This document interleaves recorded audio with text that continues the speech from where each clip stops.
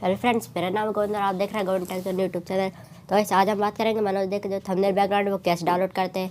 Guys video rank तभी करती है जब थंबनेल के बैकग्राउंड अच्छा हो एंड थंबनेल भी अच्छा जब बनता है। तो गाइस आज हम उसी के बारे में बात करेंगे। अगर आपने हमारे चैनल को अभी तक सब्सक्राइब नहीं किया तो कर लीजिए और बगल लगे बेल आइकन को भी प्रेस कर दीजिए, जिससे हमारे नए वीडियो की नोटिफिकेशन आप पास सबसे पहले आ सके। चलिए वीडियो को शुरू करते हैं। आपको सबसे पहले एक एप्लीकेशन डाउनलोड करनी है जिसका नाम है गुड फोन। वैसे आपको कैटेगरी पर जाना है और एब्स्ट्रैक्शन पर क्लिक करना है और यहाँ पर आपको ये ऐसे अट्रैक्टिव बैकग्राउंड तो मिल जाएंगे। अब आप कहोगे थंबनेल बैकग्राउंड नहीं है, तो आपको स्क्रॉल करते जाना है।